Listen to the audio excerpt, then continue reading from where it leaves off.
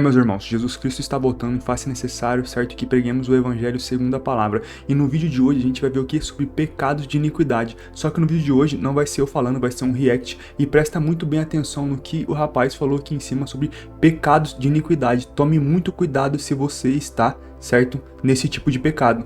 Mas antes que o vídeo comece, certo, que toda a honra, toda a glória seja dada ao Criador do céu, da terra, do nosso universo, nosso único Deus, certo, nosso único Senhor e Salvador, Jesus Cristo de Nazaré, que veio, deu a vida por nós, morreu e ressuscitou no terceiro dia para que todos sejamos salvos, certo? Agora, preste muito bem atenção no que ele pegou e falou aqui em cima.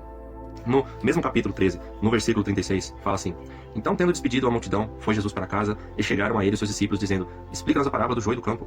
E ele respondendo disse-lhes: O que semeia a boa semente é o filho do homem. Jesus, né?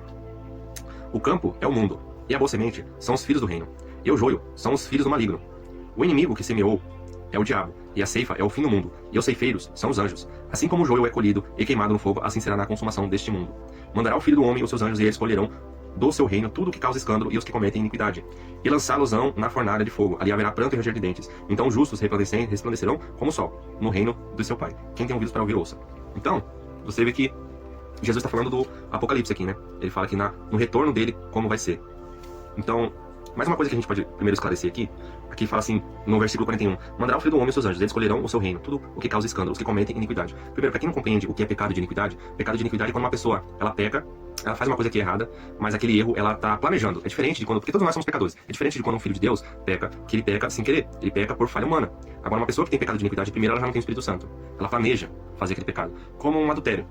Sabe? É um pecado de iniquidade, porque um adultério ali, a pessoa, ela planeja, ela tem um homem, é casado, ele tem uma amante, então ele planeja fazer aquilo é um pecado de iniquidade, aquela pessoa é filho do diabo, então ela tem demônios dentro dela, e fora que ainda, um abismo atrai outro, sabe, porque já tendo relações ali fora do casamento, já vai ter ligação de alma junto com aquela amante, e daí ele vai dormir com a esposa, com a amante, e aí vira uma bagaceira só, e daí a mulher dele também ele vai destruir toda, ele tá amaldiçoando a família dele, essa pessoa que vive no adultério, ele tá amaldiçoando os próprios filhos dele, trazendo demônios para dentro de casa, o inimigo vai destruir essa família. Porque o homem, ele quis isso, né? Nesse exemplo que eu tô dando. Então, pecado de iniquidade é isso. É quando uma pessoa, ela planeja viver no pecado. Ela planeja o pecado, fazer o pecado ali. A viver o errado. Abre mão do que é certo para Deus para viver no que é errado. Então, só essa explicação que eu queria dar sobre pecados de iniquidade. E então, Jesus fala aqui... Vamos para a explicação dele na parábola, né? Ele fala assim... O que semeia a boa semente é o filho do homem. Então, ele está tornando as pessoas filhos de Deus, né? Com o sacrifício dele. Todas as pregações dele, o sacrifício na cruz, ele nos tornou filhos de Deus, né? Antes de ele vir para a terra, Jesus era considerado unigênito, único filho de Deus. Então, ao morrer na cruz por nossos pecados, ele nos tornou, ele passa a nos tratar, você vê que na ressurreição dele, ele passa a falar a nós como irmãos.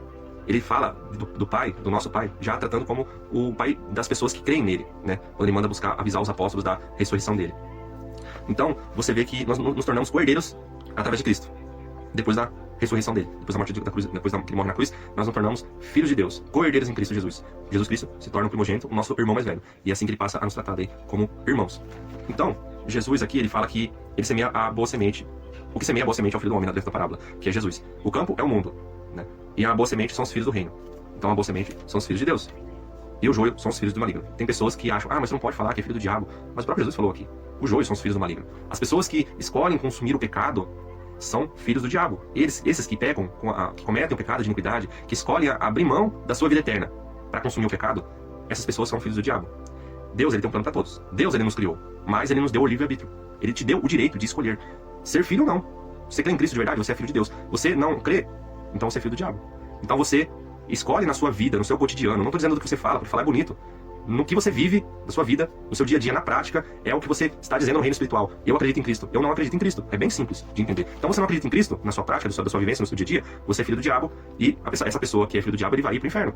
Vai chegar na noite de morte lá, você, não, agora eu vou me arrepender dos meus pecados e tal. Essa pessoa vai colher o que ela plantou a vida toda dela, entende? Ela vai colher o que ela plantou, e só pela misericórdia de Deus que essa pessoa pode ser salva. E aí fala que essa pessoa ainda vai perder os galardões dela. Compreendem? Sim, ela pode ser salva no final da vida dela. Mas assim, você não sabe o dia da sua morte, você pode a qualquer momento morrer.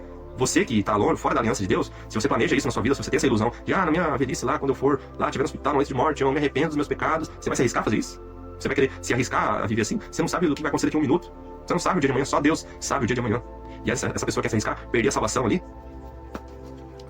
Meus irmãos, então vocês viram aí, certo, o que é o pecado de iniquidade. Se você tá nesse tipo de pecado, tome muito cuidado, certo? Se volte pra Deus, peça perdão, se arrependa, certo? Porque Deus é misericordioso, certo? Pra te perdoar, certo? Quando você se arrepende de todo o seu coração. E se você tá passando por um momento de dificuldade, que você tá nisso, ou você não consegue sair disso, se você pega e não acredita em Deus, eu sempre deixo aqui no final, certo? Um versículo pra vocês, um capítulo que é Mateus, capítulo 7, versículo de 7 a 8, que diz: peçam, receberão, busquem, encontrarão, batam a porta, ela será aberta, pois o que pede, ele recebe, o que busca, ele encontra, o que bate a porta é aberta. Então, se você pedir, Deus vai se revelar a você. Se você buscar, Deus vai se revelar a você também. E se você bater a porta, Deus, Jesus Cristo, vai abrir a porta, vai te acolher, vai te puxar lá pra dentro, certo? E te ajudar nessa sua dificuldade. Então é isso. Que Deus abençoe a família de vocês, multiplique, frutifique, dê discernimento, sabedoria, certo? Restaure os lares de vocês, que repreenda em nome de Jesus Cristo, pelo sangue de Jesus Cristo, toda a obra de Satanás e seus demônios da vida de vocês, toda seta contrária no pensamento de vocês, todo dardo inflamado possa cair por terra em nome de Jesus Cristo de Nazaré, certo? É isso, que Deus abençoe todos, até o próximo vídeo.